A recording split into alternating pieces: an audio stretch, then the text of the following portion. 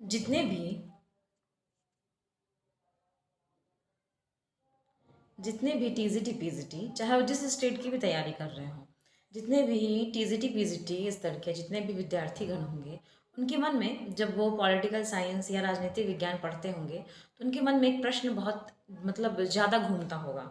वो जो प्रश्न है उनके प्रश्न जो इस प्रकार से होंगे कि आखिर में ये जो जो भी कॉम्पिटिटिव एग्ज़ाम्स हैं उसमें पॉलिटिकल साइंस का जो विषय है उसमें आखिर में राजनीतिक सिद्धांत और इससे जुड़ी चीज़ें क्यों डाल दी गई है, क्यों हमें थिंकरों को पढ़ना पड़ता है, क्यों हमें राजनीतिक सिद्धांत, उनकी विचारधाराएं, उनका व्यवहारवाद, उत्तर व्यवहारवाद, स्वतंत्रता, समानता, ये सब चीज़ें क्यों पढ़नी पड़ती हैं।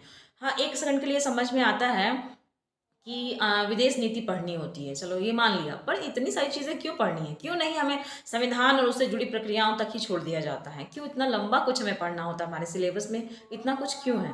तो चलिए हम लोग आज जो हमारा मेन टॉपिक है वो है राजनीति विज्ञान का अर्थ, परिभाषा, प्रकृति, क्षेत्र एवं इसके उपागम। इतने चीज़ों को कंप्लीट करने से पहले जब तक हम ये ना समझ लें कि आखिर हमें राजनीति विज्ञान या राजनीति सिद्धांत आखिर पढ़ना क्यों है, तब तक पढ़ने का मन नहीं करेगा, है ना। तो चलिए सबसे पहले हम इस बात को समझते हैं कि आखिर हमें राजनीति सिद्धांत या राजनीति विज्ञान आखिर क्यों पढ़ना है। जब हम इस प्रश्नों को समझ जाएंगे तो हम बहुत ही आराम से, बहुत ही आसान तरीके से, कहने का मतलब है कि हमें पढ़ने में आसानी होगी, हमें अच्छा लगेगा। तो देखिए एक बात समझते हैं, आपने पढ़ा भी होगा कि अरस्तु ने कहा था कि व्यक्ति जो है वो एक राजनीतिक प्राणी है, मनुष्य को उसने राजनीतिक प्राणी कहा। महात्मा गांधी ने तो ये तक कहा कि जो राजनीति है वो व्यक्ति को सांप की कुंडली की तरह लपेटे हुए है, जिससे बाहर निकलना मुश्किल है। ये बात महात्मा गांधी भी कहते हैं। तो आखिर ऐसा क्या कारण है कि इन दोनों ही राजनीतिक विचारकों ने इस प्रकार की बातें कही। तो देखिए पहले तो हम ये समझते हैं कि आखिर राजनीति क्या है, और आज हम लोगों ने इससे पहले क्लास में इस चीज़ को समझा है, लेकिन आज ना बहुत ही साधारण, एकदम बोलते हैं ना घरेलू भाषा, बस उस भाषा में इस चीज़ को समझना है ताकि दोबारा ये प्रश्न मन में ना आए, और जब कुछ सोचे या समझे तो हमें बिल्कुल बोलते हैं क्रिस्टल क्लियर हो जाए ये बात कि राजनीति विज्ञान क्या है, राजनीतिक सिद्धांत क्या है और राजनीति क्या है। इन तीनों का अर्थ बिल्कुल आराम से समझ जाएंगे, और ये भी समझ जाएंगे कि आखिर हमें ये पढ़ना क्यों, क्योंकि पढ़ने वाले जो हैं वो बहुत ही अच्छी चीज़ें हैं और बहुत ही मतलब प्रश्न भी इसके अंदर हैं, तो प्रश्न भी बहुत अच्छे हैं। लेकिन सबसे पहले हम समझेंगे, कॉन्सेप्ट समझेंगे, फिर पढ़ेंगे। कॉन्सेप्ट क्लियर होगा तो एग्जाम क्लियर होगा। तो पहले देखिए समझते हैं राजनीति क्या है एक्चुअल में, ठीक है। फिर समझेंगे कि आखिर संविधान के अलावा इन सबको क्यों जोड़ा गया। तो देखिए पहले राजनीति समझते हैं। चलिए एक एग्जाम्पल ले लेते हैं, मतलब एग्जाम्पल पहले ऐसे समझते हैं कि राजनीति क्या है। तो देखिए हम जब समाज में रहते हैं और समाज में रहते हुए जितनी भी गतिविधियां करते हैं, जो भी कार्य करते हैं समाज में रहते हुए, वे सारी गतिविधियां जो है वो राजनीति का हिस्सा है, ठीक है। मतलब सामूहिक कार्य, ये नहीं कि सिंगल कार्य, यानी आप घर में खाना खा रहे थे आपकी राजनीति नहीं। सामूहिक कार्य यानी समाज में रहते हुए समाज के बीच में जो कार्य करते हैं जिससे समाज पर कुछ इफेक्ट पड़ता हो, वो राजनीति का हिस्सा है, ठीक है। अगर आप एग्जाम्पल लेना चाहते हो तो स्कूल का एक एग्जाम्पल ले लीजिए। मान लीजिए आपको एक स्कूल बनवाने की मन में इच्छा है, ठीक है। तो जब स्कूल बनेगा तो स्कूल बनाने से पहले क्या सोचना होगा, ये सोचना होगा कि भाई ज़मीन कहाँ से आएगी, इसके लिए बिल्डिंग्स कैसे खड़ी होगी, इसका प्रॉपर प्लानिंग होगा, फिर से इस बिल्डिंग्स के लिए जो मटेरियल लगेगा वो मटेरियल की इस्तेमाल किया जाएगा, वो कैसे व्यवस्था होगा। तो ये जब सारी चीज़ें जो आती हैं तो ये किस में आ जाएगी, ये राजनीति में आ जाएगी। यानी आपने एक सामूहिक कार्य किया, इस सामूहिक कार्य का असर जो है कुछ लोगों पर पड़ेगा, कुछ लोगों के हित इससे प्रभावित होंगे। आखिर उसमें एक सिंगल आपके बच्चे तो नहीं पढ़ेंगे, आप तो नहीं पढ़ेंगे, उसमें बहुत सारे लोग पढ़ेंगे। तो इसलिए ये सामूहिक कार्य हो गया, एक सामूहिक गतिविधि हो गई। तो इसी तरीके से जब कोई सामूहिक गतिविधि की जाती है तो वो राजनीति का हिस्सा हो जाता है, ठीक है। मेरे ख्याल से आपको बात समझ में आ गई होगी राजनीति क्या है। तो जब राजनीति हम लोगों ने पढ़ा तो एक बात बताइए, जब आपने स्कूल बना दिया, आपने स्कूल के लिए सब कुछ सोच लिया, विचार कर लिया, तो क्या हो गया, कंप्लीट हो गया वो कार्य? नहीं। अब आपको ये सोचना होगा कि जो स्कूल बना है उस स्कूल में किस प्रकार से शिक्षक कहाँ से लाए जाएंगे, अध्यापक कौन से होंगे, प्रिंसिपल कौन होगा, बच्चे कैसे आएंगे, प्लस इसकी जो व्यवस्था होगी व्यवस्था कैसे बनाई जाएगी, इसका सिलेबस क्या होगा, ये सारी चीज़ें आप सोचेंगे। ये स्कूल चलाने में प्रॉपर एक तरीका होता है, उस प्रॉपर तरीके के बारे में सोचेंगे। तो जब आप ये सोचना स्टार्ट करेंगे तो ये किसके अध्ययन में जुड़ गया, ये राजनीति विज्ञान के अध्ययन क्षेत्र में आ गया। यानी हम लोगों ने जब कुछ सामूहिक कार्य करने का सोचा, यानी कि स्कूल के बारे में सोचा, और स्कूल की व्यवस्था बनाने का विचार किया तो राजनीति हो गया। पर उस व्यवस्था के अंदर कार्य क्या होंगे जब वो सोचेंगे, उस कार्य को देखेंगे, उस कार्य के लिए व्यवस्था बनाएंगे, तो वो आपका राजनीति विज्ञान हो गया। बात समझ गए आप लोग। अब हम लोग बात कर लेते हैं कि राजनीति विज्ञान के बाद राजनीतिक सिद्धांत क्या है और वो क्यों जरूरी है। तो एक चीज बताइए, विद्यालय बन गया, विद्यालय में व्यवस्थाएं आपने कर दी, सब कुछ कर दिया, तो क्या यहीं आपकी जिम्मेदारी खत्म हो जाती है, या फिर जो भी समाज के सदस्य इसकी जिम्मेदारी लेंगे, क्या उनका कार्य यहीं खत्म हो गया, इसके आगे कोई विचार नहीं होगा? क्या ये नहीं देखा जाएगा कि स्कूल में जो शिक्षक है वो अपने कार्य को सही से कर रहे हैं या नहीं? वो कहीं ऐसा तो नहीं है कि बस आ रहे हैं स्कूल में पढ़ा नहीं रहे हो, ये भी तो देखने का कार्य होगा। प्रिंसिपल जो है वो सही से कार्य कर रहे हैं या नहीं, स्कूल की जो व्यवस्था है वो व्यवस्था सही से चल रही है नहीं, इसके संचालक सही से कार्य कर रहे हैं या नहीं, बच्चे टाइम से आते हैं या नहीं, बच्चों का रेगुलर आना हो रहा है या नहीं, या फिर जो सिलेबस है वो सिलेबस वाकई में बच्चों को आगे चल करके उनके भविष्य में कार्य करेगा या नहीं। आखिर मान के चलिए आप आज तैयारी कर रहे हैं, एक कॉम्पिटिशन की तैयारी कर रहे हैं, तो आपका लक्ष्य क्या है? नौकरी पाना। तो इसी तरीके से एक स्कूल में जो सिलेबस होता है वो कहीं ना कहीं बच्चे को ज्ञान देता है। वो ज्ञान जो है वो मतलब एक जीवन स्तर के ही ज्ञान नहीं होते, बल्कि वो आगे चल करके उसको व्यावसायिक स्तर का भी व्यक्ति बनने में सहायक हो, ऐसा होता है वो सिलेबस, है ना। तो ये सारी चीजें आप देखेंगे कि नहीं, प्लस ये देखेंगे कि नहीं कि जो शिक्षक है वो सिलेबस कंप्लीट करवा रहा है नहीं, ये भी तो देखेंगे ना। तो इसी तरीके से जब हम ये चीज़ देखना स्टार्ट करते हैं कि जो व्यवस्था है व्यवस्था सही से कार्य कर रही है नहीं, ये किसी के हित को लाभ पहुंचा रही है नहीं, कहीं इससे किसी के कुछ ऐसे समुदाय जो बहुत कम संख्या में अल्पसंख्यक उनके हितों को इसमें उनके हितों की अवहेलना तो नहीं हो रही है। जब इस प्रकार से देखना शुरू करते हैं, यानी कि जो कार्य है वो सही से कार्य कर रहे हैं या नहीं, उसका प्रभाव क्या होगा, उसका परिणाम क्या आएगा, जब ये बात करेंगे तो हम राजनीतिक सिद्धांत का अध्ययन करते हैं। बात समझ में आई। जब हम व्यवस्था की बात करेंगे, सामाजिक जीवन की सामूहिक व्यवस्थाओं की बात करेंगे तो राजनीति का कार्य हो जाता है। जैसे ही उस सामूहिक और जो भी गतिविधियां होंगी वो गतिविधियों में क्या क्या व्यवस्थाएं होनी चाहिए, जब हम व्यवस्था की बात करते हैं तो राजनीतिक विज्ञान का कार्य हो जाता है। और जैसे ही हम ये देखने लग जाते हैं कि ये जो व्यवस्था बनी है ये सही से कार्य कर रही है नहीं, इसका भविष्य क्या होगा, इसका परिणाम क्या होगा, इसका निष्कर्ष क्या निकलेगा, जब हम इसकी बात करते हैं तो राजनीतिक सिद्धांत की बात हो जाती है। तो हम लोगों ने बहुत ही सरल भाषा में इस बात को समझा है। उम्मीद करती हूँ कि आपको ये बात बिल्कुल अच्छे से समझ में आ गई हो गई कि राजनीतिक सिद्धांत आखिर में पढ़ते क्यों है। क्योंकि जब तक कोई व्यवस्था बन जाए और उसका सही से क्रियान्वयन ना हो, उसका कोई निष्कर्ष ना निकले, कोई परिणाम अच्छा ना हो, तो वो सारी चीजें क्या होती है, बेकार बेअर्थ की हो जाती हैं। इसीलिए एक राजनीति विज्ञान के छात्र को, जैसे मान के चलिए अभी चुनाव हो रहे हैं, ठीक है, अभी तो नहीं मतलब चुनाव होते हैं, ठीक है, तो जब चुनाव होते हैं तो एक साधारण व्यक्ति क्या सोचता है, अच्छा चलो अब सरकार बनाने की बारी आ रही है, जाके वोट देवे। तो क्या यही एक प्रक्रिया है? लेकिन जैसे जब राजनीति विज्ञान का छात्र इस बारे में सोचता है तो उसके मन में क्या आता है, उसके मन में ये विचार आता है कि अच्छा तो जिसे हमने वोट दिया है क्या वो सही इंसान है या नहीं। अक्सर मन में प्रश्न पूछ आता होगा कि हम जिसे वोट दे रहे हैं वो सही इंसान है या नहीं, आखिर उसके कार्य क्या है, और जब वो आएगा पद पर तो उसे क्या क्या कार्य करने चाहिए, और वो जो कार्य करेगा उसका परिणाम क्या निकलना चाहिए, हमारे देश की अर्थव्यवस्था कैसी है, कैसी होनी चाहिए, इस व्यक्ति के आने के बाद क्या सुधार हुए हैं और क्या सुधार होने चाहिए, अब तक जो कार्य हुआ है वो कितना अधूरा बचा है, उस कार्य को ये व्यक्ति पूर्ण कर सकता है या नहीं। ये सारी प्रक्रियाओं को जानकारी किसके पास होती है, एक राजनीति विज्ञान के छात्र के पास होती है।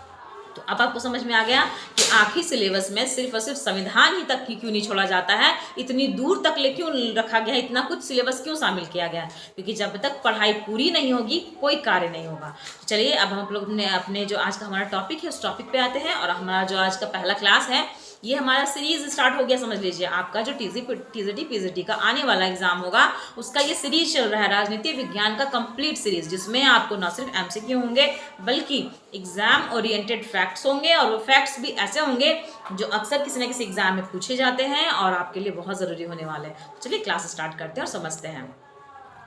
देखिए सबसे पहले जो हमारा आज का ये है, तो पहले समझेंगे राजनीति का अर्थ। हम लोगों ने नॉर्मल एक भाषा में समझ तो लिया है कि राजनीति सिद्धांत का अर्थ क्या है, पर फिर भी एक सिलेबस के हिसाब से जो बातें हमारे एग्जाम में पूछी जाती है उसके हिसाब से समझते। देखिए राजनीति शब्द का जो संबंध है वो किससे है, प्राचीन यूनान से है, पॉलिस से है।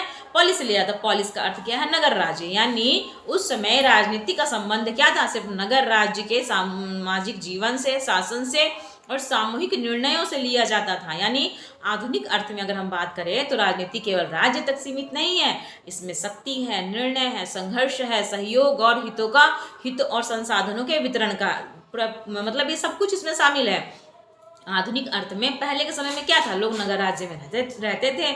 उस नगर राज्य में उनका जीवन किस प्रकार से चल रहा है, कैसी शासन व्यवस्था है, सामूहिक निर्णय कैसे होंगे। चूंकि हम लोगों ने बात भी करी थी कि जो नगर राज्य थे बहुत छोटे से राज्य थे, उसमें कोई व्यक्ति नहीं रखा गया था, कोई एक सरकार नहीं थी जो पूरे नगर राज्य को चलाए, सभी लोग मिलजुल करके चला लिया करते थे। लेकिन जब वर्तमान समय में जनसंख्या बढ़ी तो राजनीति का अर्थ भी व्यापक हो गया, इसमें कार्य भी बहुत कुछ जुड़ गए। अब राजनीति जो है वो सिर्फ राज्य तक सीमित नहीं रह गई, इसमें शक्ति भी आ गया, किस प्रकार की शक्ति होनी चाहिए, निर्णय लेने वाला व्यक्ति कैसा होना चाहिए, अगर संघर्ष हो तो उसका समाधान कैसा होगा, लोगों के बीच सहयोग की भावना किस प्रकार से विकसित होगी, हित किन किन लोगों के हितों का ध्यान रखना किस प्रकार से रखना, संसाधनों का वितरण किस आधार पर किन किन लोगों के बीच किस प्रकार से होगा, इसका ध्यान रखा जाता है। इस प्रकार से राजनीतिक अर्थ जो है बहुत व्यापक हो गया है। अगर एक उदाहरण से समझे तो उदाहरण की हम लोगों ने बात कर ली, तो मुझे नहीं लगता कि अब इस चीज़ को समझने की जरूरत होगी, इसे स्किप करते हैं हम लोग। ठीक है, आगे बढ़ते हैं। तो देखिए, अब परंपरागत दृष्टिकोण का अगर हम बात करें, देखिए राजनीति को लेकर के दो तरह के विचारधारा है। एक पहले जो लोग रखते थे राजनीति के संबंध में विचारधारा, एक बाद में जब समाज बदला, समय बदला तो राजनीति की आधुनिक दृष्टिकोण आ गया। तो पहले हम लोग परंपरागत दृष्टिकोण की बात कर लेते हैं। दरअसल परंपरागत दृष्टिकोण का जो मूल विचार था वो क्या था, इसमें सिर्फ थे क्या, राज्य ही इसका केंद्र था। परंपरागत दृष्टिकोण क्योंकि सिर्फ राज्य तक ही सीमित था ना, सब कुछ राज्य ही तो था उस समय, छोटे नगर राज्य थे, इस वजह से सब कुछ राज्य के बीच ही घूम रहा था। परंपरागत राजनीति विज्ञान जो था वो राज्य केंद्रित था। मुख्यतः इसका अध्ययन में राज्य की उत्पत्ति आती थी, उसकी प्रकृति आती थी, फिर से उद्देश्य आते थे, संप्रभुता, सरकार, संविधान, कानून, औपचारिक राजनीतिक संस्था, यानी राज्य ही इसका मेन केंद्र था। सरल सूत्र अगर बात करें, मतलब एक फॉर्मूले की तरह बात करें तो परंपरागत राजनीति विज्ञान में क्या था, राज्य था, सरकार था, उसकी संस्थाएं जुड़ी थी, जो कार्य करने वाली संस्थाएं थे उसी तक सीमित था। मुख्य उपागम इसके क्या है, दार्शनिक और ऐतिहासिक और कानूनी। ये जो उपागम है इसके पूछे जाते हैं अक्सर एग्जाम में कि नहीं पारंपरिक दृष्टिकोण का मुख्य उपागम क्या है, ये समझिएगा इस चीज को, बहुत सारे एग्जाम में पूछे भी गए हैं कि परंपरागत दृष्टिकोण का मुख्य उपागम क्या है, तो दार्शनिक, ऐतिहासिक और कानूनी। ठीक है, आगे बढ़ते हैं तो देखते हैं हम लोग कि परंपरागत परिभाषाओं का वर्गीकरण। अगर हम बात करें परंपरागत परिभाषाओं का वर्गीकरण कर लें तो देखिए इसके जो राज्य केंद्रित परिभाषा अगर बात करें तो गार्नर, इनका जो कहने वाले हैं वो कौन है, गार्नर है, ब्लंटसली है, जेलिनेक, एक्टन, ये सारे परंपरागत परिभाषाएं देने वाले व्यक्ति, क्योंकि ये प्राचीन विचारक हैं। ठीक है, और वो ये इन सभी ने राज्य केंद्रित परिभाषाएं दी हैं। ठीक है, और अगर बात करें कि सरकार केंद्रित परिभाषाएं किसने दी है, क्योंकि पूरे के पूरे जो हमारा राजनीति विज्ञान है इसको 3 भागों में बांटा गया है। कुछ ने राज्य केंद्रित परिभाषा दिया है, कुछ ने सरकार केंद्रित, और कुछ ने राज्य और सरकार दोनों का सम्मिलित रूप से परिभाषा दिया है। तो राज्य केंद्रित परिभाषा क्या है, तो गार्नर है, ब्लंटसली है, जेलिनेक है और एक्टन है। और सरकार केंद्रित क्या है, तो जे.आर. सिली है, स्टीफन है, लीकॉक है, ये 3 सरकार केंद्रित है। और अगर बात करें कि राज्य सरकार दोनों के आधार पर कौन सा है, तो दोनों के आधार पर पॉल जेनेट, R.N. गिलक्राइस्ट, ये सारे के सारे लोग हैं। इस प्रकार से राज्य के अतीत, वर्तमान, भविष्य का अध्ययन की अगर बात करें तो R.G. गेटल। ठीक है, इन तीनों लोगों ने राज्य के आधार पर राज्य के अतीत का और वर्तमान तथा भविष्य तीनों का अध्ययन कौन करता है, तो R.G. गेटल करते हैं। ठीक है, इस प्रकार से हमारा ये जो परिभाषा है इसको देख लीजिएगा, ये एग्जाम में मतलब पूछे जाते हैं। ठीक है, आगे बढ़ते हैं तो आगे हम लोग देखते हैं कि गार्नर, एक एक करके समझते हैं कि सबने कहा क्या था। तो देखिए गार्नर जो है उनका प्रसिद्ध जो कथन है अगर देखा जाए तो उन्होंने कहा है political science begins and with state. वो कहते हैं कि राजनीति विज्ञान का आरंभ भी राज्य से होता है और राज्य पर ही वो समाप्त भी हो जाता है। यानी उन्होंने राजनीति विज्ञान के अंतर्गत क्या रखा, सिर्फ राज्य को रखा। मुख्य विचार अगर बात की जाए तो राजनीति विज्ञान का केंद्रीय विषय उन्होंने किसको माना है, राज्य को माना, यानी उसकी प्रकृति, उत्पत्ति, उद्देश्य, संस्था और विकास सबका केंद्र क्या है, राज्य ही है ना। आगे देखें तो ब्लंटसली जो है वो राज्य के प्रकृति और विकास के बारे में कहते हैं। जे.के. ब्लंटसली के अनुसार राजनीति विज्ञान राज्य की मूल परिस्थितियों, आवश्यक प्रकृति, विभिन्न रूपों और विकास को समझने का प्रयास करता है। यानी इनकी भी अगर आप ध्यान से इनको भी देखें तो स्टेट की बात करते हैं, ये नेचर की बात करते हैं, इनकी फॉर्म्स की बात करते हैं, फिर जाकर के डेवलपमेंट की बात करते हैं। यानी कि अगर एक सरल सा ट्रिक समझिए तो ब्लंटसली जो है वो स्टेट की पूरी कहानी, मतलब वो गार्नर जो है वो स्टार्ट और एंड सिर्फ करते हैं स्टेट के साथ में, है ना, कि राज्य की उत्पत्ति और उसका अंत, सिर्फ दो ही बातें वो कहते हैं राज्य के को लेकर के, है ना, कि राजनीति विज्ञान का आरंभ भी राज्य से हो रहा है और अंत भी राज्य पे हो रहा है। ये राजनीति विज्ञान को राज्य से जोड़ देते हैं स्टार्टिंग और एंडिंग के साथ में। जब ब्लंटसली आते हैं तो ये स्टेट की पूरी कहानी कह जाते हैं, यानी उसकी अगर बात की जाए तो राज्य की जो परिस्थितियां हुए, उसकी प्रकृति, उसका रूप और विकास, सब कुछ राज्य के बारे में कहते हैं। दोनों में ये बात अंतर है। अब अगर बात करें कि जेलिनेक क्या कहते हैं, तो जेलिनेक ने राज्य का सामाजिक और कानूनी अध्ययन की बात करते हैं। जेलिनेक की प्रमुख कृति की अगर बात करें तो उन्होंने general theory of the state लिखा है, यानी राज्य का सामान्य सिद्धांत लिखा है। उन्होंने कहा है कि राज्य को केवल कानूनी संस्था मानकर नहीं समझा जा सकता है, उसके सामाजिक, कानूनी और दोनों पक्षों को समझना आवश्यक होता है। उन्होंने एक तरीके से जनरल थ्योरी ऑफ स्टेट दिया है ना, उन्होंने कहा है, उनका ये कथन ही है कि जनरल थ्योरी ऑफ स्टेट। उन्होंने कहा है कि राज्य जो है वो ये मत मानिए सिर्फ कानूनी संस्था ही है, नहीं, उसके अंदर क्या है, वो सामाजिक भी है और कानूनी, दोनों ही पक्ष उसके अंदर। अब जो व्यक्ति समाज में रह रहा है, राज्य में रह रहा है, उसका एक सामाजिक परिवेश तो होगा, साथ में उस समाज में रहने के लिए उसको कानूनी भी तो कुछ व्यवस्थाएं चाहिए, तो दोनों ही चीजें इसमें शामिल है, ये बात जेलिनेक कहते हैं। इसके आगे अगर हम लोग देखते हैं तो सिले जी क्या कहते हैं कि इनका जो कहना था कि राजनीति विज्ञान सरकार की घटनाओं, प्रक्रियाओं दोनों का अध्ययन करता है। अब देखिए ये थोड़े आगे बढ़ जाते हैं, ये सरकार भी जोड़ देते हैं राजनीति विज्ञान में, सिर्फ राज्य के साथ ये सरकार को जोड़ रहे हैं, ये सरकार को कह रहे हैं कि सरकार की जो घटनाएं हैं, उनकी जो प्रक्रिया है, उनका अध्ययन होता है। सिले की अगर तुलना की जाए तो अर्थशास्त्र में धन, जीव विज्ञान, जीवन, बीज गणित, संख्या और ज्यामिति, स्थान, परिमाण, इन सब का अध्ययन करते हैं, है ना। यानी सरकार का जब ये अध्ययन करते हैं, उनकी घटनाओं के अध्ययन करते हैं, उनकी प्रक्रिया का अध्ययन करते हैं, तो ये सभी चीज़ों को उसमें वो शामिल कर लेते हैं, है ना। मैंने परिभाषाएं नहीं लिखी, परिभाषाएं आप बहुत सारी जगह पर पढ़ते होंगे, अगर जरूरत होगी तो आप परिभाषाएं बोलिएगा तो मैं डायरेक्ट लेकर के चली आऊँगी, ठीक है। अब लीकॉक की बात करते हैं, तो लीकॉक जो है वे क्या कहते हैं, वे कहते हैं कि राजनीति विज्ञान केवल सरकार से संबंधित है। लीकॉक केवल लगा देते हैं, आप सरकार तो वो बोलते हैं लेकिन सिर्फ केवल कह देते हैं कि इसमें और कुछ नहीं। बाकी कोई भी विचारक ये नहीं कहता है कि केवल सरकार या केवल राज्य, वो कहते हैं, लेकिन लीकॉक में क्या खासियत है, वो सिर्फ केवल लगाते हैं ना। इस बात को ध्यान रखिएगा कि राजनीति विज्ञान केवल सरकार से संबंधित, इनका मुख्य केंद्र क्या है, गवर्नमेंट है। यानी परीक्षा में प्रश्न क्या आएगा कि लीकॉक अगर कहा जाए कि गवर्नमेंट ओनली, यानी सरकार केवल, तो आप किसका नाम लेंगे, तो लीकॉक को याद रखेंगे, ठीक है। अब अगर आगे बढ़ते हैं तो पॉल जेनेट की बात करते हैं, राज्य और सरकार। देखिए इनका अगर कहा जाए तो राजनीति विज्ञान सामाजिक विज्ञान का वह भाग है जो राज्य के आधारों और सरकार के सिद्धांतों का अध्ययन करता है। ये एक तरीके से देखा जाए तो पॉल जेनेट जो है वो राजनीति विज्ञान को क्या कहते हैं, ये सामाजिक विज्ञान का भाग मानते हैं। राजनीति यानी हर व्यक्ति समाज में रहता है, इसलिए जब कहीं ना कहीं राजनीति जो है वो व्यक्तियों के ही इर्द गिर्द तो घूमती है। हम व्यक्ति जो कार्य करता है समूह में, वही तो राजनीति विज्ञान है। तो जब राजनीति विज्ञान सामूहिक विज्ञान की तरह कार्य कर रहा है तो सामाजिक विज्ञान हुआ। तो इसीलिए कहते हैं कि राजनीति विज्ञान सामाजिक विज्ञान का वह भाग्य है जो राज्य के आधार और सरकार के सिद्धांत का अध्ययन करते हैं। दोनों इसमें शामिल करते हुए राज्य को भी शामिल कर लिया उन्होंने और सरकार को भी शामिल कर लिया। किसने, तो पॉल जेनेट में राज्य सरकार दोनों को शामिल कर रहे हैं।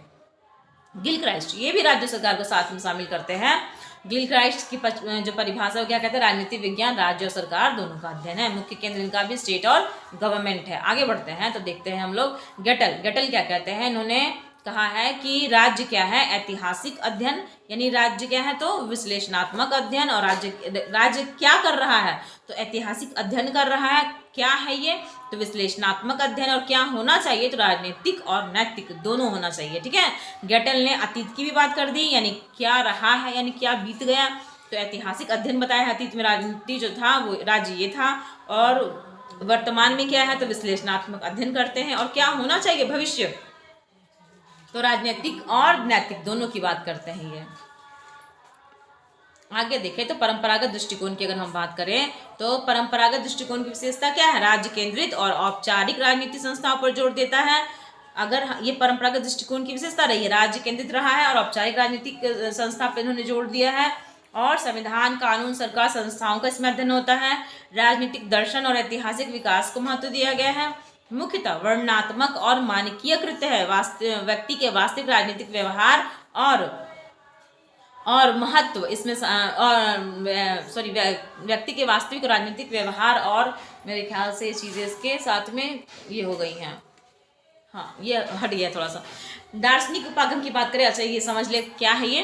तो अगर बात करें कि मुख्यतः वर्णनात्मक और मानवीय प्रकृति है और व्यक्ति के वास्तविक राजनीतिक व्यवहार और उसके सभी कार्यों का ये अध्ययन किया जाता है इसमें, ठीक है। कहने का मतलब है परंपरागत दृष्टिकोण जो होता है उसमें सारी चीजें इसमें शामिल है। राज्य भी है, औपचारिक राजनीति भी है, जो व्यक्ति के जीवन में घटित होती है वो औपचारिक राजनीति भी है, संविधान भी है, कानून की बात भी करता है, सरकार संस्थाओं सबका अध्ययन करता है ये। लेकिन ये क्या है, ये ऐतिहासिक विकास है, ठीक है ना। यानी पूरी तरीके से मानवीय कृत है, मानवीय कृत है, मतलब मनुष्य द्वारा बनाई गई तरीके से प्रक्रिया है। दार्शनिक उपागम क्या होता है, तो मुख्य प्रश्न आदर्श राज्य कैसा होना चाहिए। दार्शनिक मतलब पहले के लोग इस तरह से विचार करते थे, आदर्श राज्य कैसा होना चाहिए, न्याय कैसी होगी, स्वतंत्रता कैसी होगी, समानता, अधिकार, अच्छे शासन, आदर्श राज्य जैसे प्रश्नों का अध्ययन होता है। इसमें प्रमुख विचारक कौन थे, प्लेटो, अरस्तु, हॉब्स, लॉक, रूसो और जेम्स मिल। मुख्य सूत्र इसका क्या है, द फिलोसफिकल अप्रोच, यानी क्या होना चाहिए, ये लोग ये कहते थे क्या होना चाहिए, ये सारी चीजें कैसी होनी चाहिए ये कहते थे।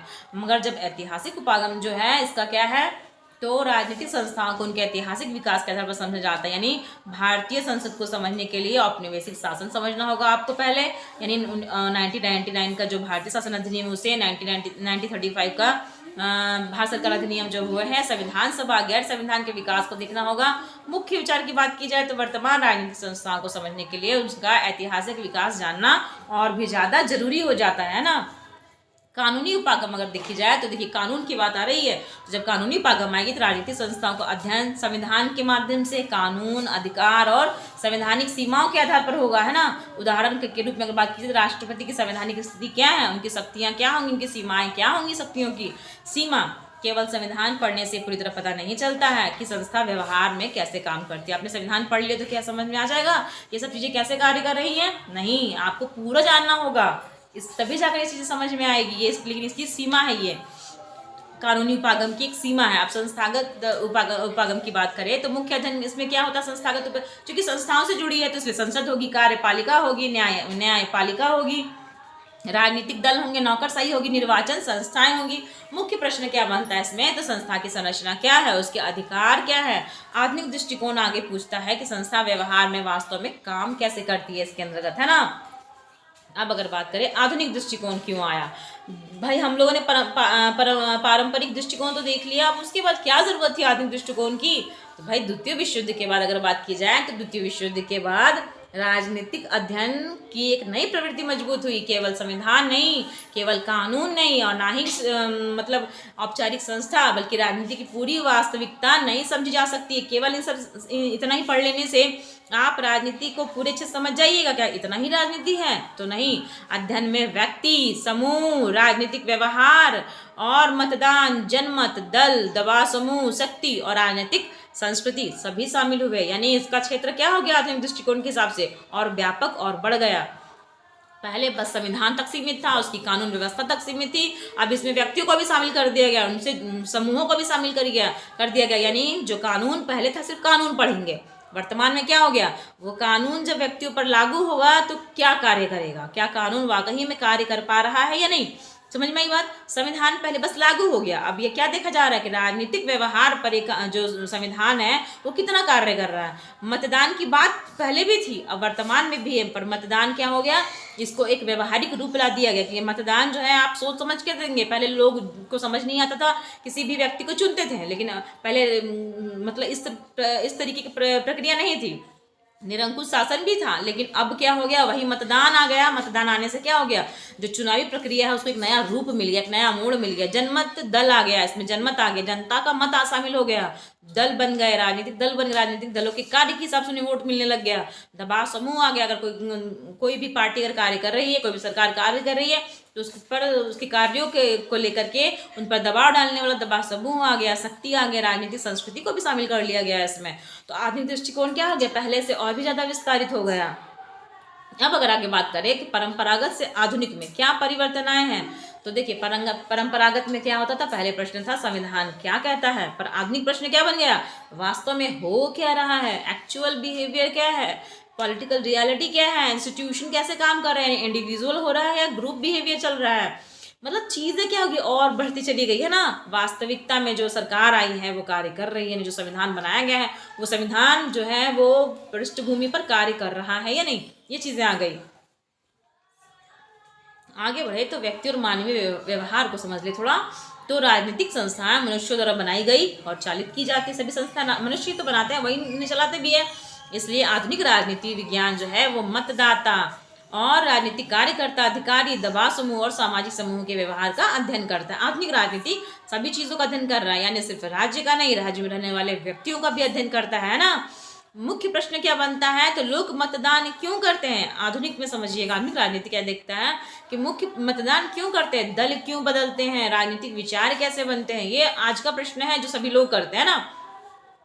तो ये मानवीय व्यवहार का एक उदाहरण है। अगर व्यवहारवाद की बात की जाए, ये कि व्यवहारवाद का उद्देश्य क्या है, तो व्यवहारवाद राजनीतिक व्यवहार का वास्तविक और अनुभवजन्य अध्ययन करता है। यानी जो वास्तविक है, जो अनुभव के हिसाब से होता है, यानी व्यवहारिक, आप एक्चुअल में जो कानून बन गया उसका व्यवहार में प्रयोग हो रहा है नहीं, ये चीजें कौन देखता है, ये व्यवहारवाद देखता है। विषय क्या होंगे इसके भी, मतदान होगा, राजनीतिक भागीदारी, नेतृत्व, जनमत, राजनीतिक समाजीकरण और राजनीतिक संचार। यानी कहने का तात्पर्य है कि अब जो भी चीज़ें कानून बन गया, बनने के बाद उस पर असर क्या है, उसका व्यवहार में प्रयोग हो रहा है यानी जनता उससे प्रभावित हो रही है नहीं, ये किसी के हित को प्रभावित कर रहा है नहीं, ये सारी चीज़ें व्यवहारवाद के माध्यम से अध्ययन किया जाता है। व्यवहारवाद ने मनोविज्ञान, समाजशास्त्र, मानव शास्त्र, अर्थशास्त्र जैसी शाखाओं से इसका जुड़ाव है ना। ये समाजशास्त्र को भी पढ़ता है, मनोविज्ञान को भी पढ़ता है, मन की दशा समझता है लोगों की, तभी तो व्यवहारवाद कहलाया। क्योंकि जब तक ये पता ना हो, भाई कहने के लिए जब चुनाव का समय आता है तो बड़े बड़े नारे दिए जाते हैं, बड़े बड़े लोग वादे करते हैं, लेकिन व्यवहारवाद क्या करता है, देखता है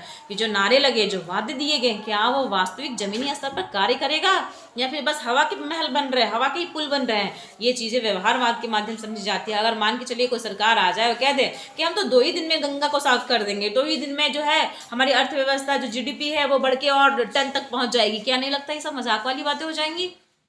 तो या फिर साल भर में ही बढ़ जाएंगी। ये सारी चीज़ें क्या है, ये व्यवहारवाद इस बात को समझता है कि उनके जो नारे हैं वो सही है या नहीं, उनके जो वचन है, उनके जो वादे हैं वो सही है या नहीं, या फिर जो कानून बना है वो किस हद तक कार्य कर पाएगा, क्या उससे कोई फायदा होगा नहीं। ये सभी चीज़ें कहाँ आएगी, व्यवहारवाद के अंतर्गत आएगी। वो समाजशास्त्र को का अध्ययन करता है, मानव शास्त्र का अध्ययन करता है, अर्थशास्त्र जैसी शाखाओं से उसका जुड़ाव है और उसका अध्ययन करता है। ठीक है, अब इसके आगे बात करें कि व्यवहारवाद की प्रमुख विशेषता क्या है, तो नियमितताओं की खोज। ये वे जो नियमितता के हिसाब से जो कार्य होता है उसकी खोज करता है, सत्यापन करता है, अनुभव जन्य अध्ययन करता है, कोई भी फेकबाजी नहीं है ना, अनुभव के आधार पर इसका अध्ययन होता है। इसमें सर्वेक्षण होते हैं, साक्षात्कार होते हैं, आंकड़े और अन्य शोध तकनीकों का प्रयोग होता है व्यवहार में। जहाँ संभव हो राजनीतिक व्यवहार का परिमाणीकरण होता है इसमें, यानी परिमाण लाइए, प्रूफ करिए, ये बातें इसमें होती है। अंतर विषयक अध्ययन और सिद्धांत निर्माण, इससे सिद्धांतों का निर्माण होता है। और ये सिर्फ ऊपरी विषय का अध्ययन नहीं करता, ये अंतर विषयक अध्ययन है। मुख्य नाम इसके बात की जाए तो चार्ल्स मेरियम और हेराल्ड लॉसवेल इससे जुड़े हुए व्यवहारवाद के ये 2 विचारक माने जाते हैं। अब अगर बात करें तो लॉसवेल जी ने राजनीतिक और शक्ति पृथक्करण की बात करी है। उन्होंने कहा है, उनकी प्रसिद्ध पुस्तक है politics, who gets what, when and how, यानी नहीं अगर कहा जाए कौन क्या प्राप्त करता है, कब और कैसे, यानी राजनीति को शक्ति, संसाधन, निर्णय और वितरण के प्रश्न से वो जोड़ देते हैं। यानी अगर बात की जाए जो संसाधन है वो कौन प्राप्त करेगा, भाई अगर मान के चलिए अगर सरकार ने कह दिया कि राज्य में बसों की सुविधा देनी चाहिए, तो पहले लासवेल जी के अनुसार राजनीति में क्या होता है ये देखा जाएगा कि जो बसें आएंगी वो किसे मिलना चाहिए। अगर मान ली 2-3 राज्यों को जरूरत है तो देखेंगे ना कौन से राज्य को इसको जरूरत है, कब मिलनी चाहिए इसे और कैसे प्राप्त हो, ये सारी चीजें कौन देखेगा, ये सारी चीजें राजनीति में देखी जाती है। ये बात लॉसवेल कहते हैं, शक्ति पृथक्करण की ये बात करते हैं। डहल क्या कहते हैं, शक्ति का संबंधात्मक अर्थ कहते हैं। संबंधात्मक अर्थ यानी किस ए के पास बी पर उतनी शक्ति है जितनी सीमा तक ए बी से ऐसा काम करा सकता है जिसे बी अन्यथा नहीं करता। कहने का मतलब है दूसरे के व्यवहार को प्रभावित करने की क्षमता, यानी ए के पास, यानी समझ लीजिए मेरे पास बी पर उतनी शक्ति है, नहीं मेरे पास जो है आपके ऊपर उतनी शक्ति है, उतनी ही सीमा तक जितना तक ए जो है बी से ऐसा काम करा सकते हैं। मान लीजिए मैं अगर आपसे कहूँ करने के लिए कोई काम, तो क्या कह सकती हूँ, बहुत अच्छे से पढ़िए, बहुत ही रेगुलर बेस पे आप रहिए, क्लास रोज अटेंड करिए, खूब अच्छे से पढ़ाई करिए, अच्छी एग्जाम की तैयारी करिए, कर सकती हो ना। तो एक सीमा होती है, उस सीमा तक काम करा सके जिसे बी अन्यथा नहीं करता, यानी पहले नहीं करता, हालांकि हम लोग पढ़ते हैं बट ये एग्जाम्पल में वो चीज़ नहीं फिट होती, बट फिर भी जिसे बी अन्यथा नहीं करता, यानी दूसरे के व्यवहार को प्रभावित करने की क्षमता। ठीक है, अब अगर आगे बढ़ें तो बात करें कैटलिन जी क्या कहते हैं। कैटलिन जी जो हैं उन्होंने कहा है, जॉर्ज कैटलिन के राजनीतिक विचारों में नियंत्रण और राजनीतिक गतिविधि का महत्व है। वे राजनीतिक प्रक्रिया में व्यक्ति और समूह दूसरों के व्यवहार को प्रभावित या नियंत्रित करने का प्रयास करते हैं। राजनीतिक प्रक्रिया में जो व्यक्ति होते हैं, और मतलब सभी प्रक्रिया तो राजनीति में संबंधित है, किससे? लोगों से। तो जो लोगों से यानी व्यक्ति से और दूसरे समूह से दूसरों के व्यवहार को प्रभावित, एक व्यक्ति जो कार्य करता है उसे दूसरे व्यक्ति पर उसका प्रभाव पड़ता है ना, तो उसी को नियंत्रित करने का यह प्रयास करते हैं। कैटलिन का अर्थ है क्या? सी फॉर कैटलिन, सी फॉर कंट्रोल, ये ध्यान रखिएगा।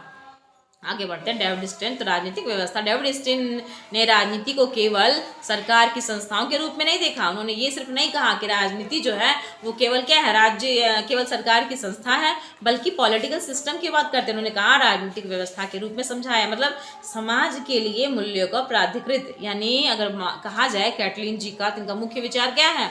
समाज के लिए मूल्यों का प्राधिकृत आवंटन, यानी सही आवंटन, यानी राजनीतिक व्यवस्था समाज के लिए क्या है? समाज के लिए आवंटन है, मूल्यों का सही आवंटन होना चाहिए। अगर मान लीजिए किसी को कुछ चीज़ें ज़रूरत के हिसाब से संसाधन बहुत ज़्यादा दे दिए जाए और वहीं दूसरे को ना दिया जाए, तो ये क्या होगा? मूल्यों का सही आवंटन होगा? नहीं होगा। तो आगे बढ़ते हैं तो देखते हैं हम लोग। स्टर्न ने इनपुट आउटपुट प्रक्रिया की मांग करी है, बात कही है। उन्होंने समाज से मांगे और समर्थन, यानी राजनीतिक व्यवस्था में कैसे प्रवेश होगा,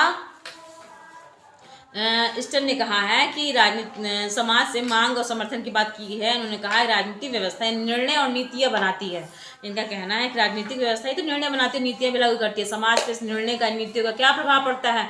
प्रतिक्रिया जो हुई, यानी नई मांग या समर्थन या विरोध पैदा होते हैं। मान लीजिए सरकार ने कोई कानून बना दिया, तो एक निर्णय लिया, नीतियाँ लागू किया, उस नीतियों का प्रभाव क्या पड़ेगा? इससे नई क्या ऐसे कोई और नई मांग निकल आएगी, या फिर इस नीति का समर्थन होगा, या फिर कोई विरोध पैदा होगा। इस प्रकार की जो गतिविधियां होंगी राजनीतिक को एक गतिशील प्रक्रिया के रूप में किसने कहा है? तो स्टर्न जी ने कहा है। ठीक है, आगे बढ़ते हैं तो हम लोग देखते हैं राजनीति विज्ञान की प्रकृति। ये क्लास धीरे धीरे बहुत लंबा होता जा रहा है, तो मुझे लगता है कि अब इसे यहीं स्टॉप कर देना चाहिए और राजनीति विज्ञान की प्रकृति जो हम लोग कल करेंगे, नहीं तो बहुत ज़्यादा लंबा हो जाएगा क्लास। ठीक है, आज यहीं स्टॉप करते हैं राजनीति विज्ञान की प्रकृति। इसका आगे के जो भी प्रोसेस हो गए, कुछ क्वेश्चन सॉल्व करेंगे हम लोग अगले क्लास में। ठीक है, तो आज इस क्लास को यहीं रोकते हैं, कल समझते हैं इस चीज़ को। ठीक है, तब तक आराम से आप लोग तैयारी करते रहिए। जो अच्छी लगी नोट्स तो उसे लिख भी लीजिएगा कॉपी पे।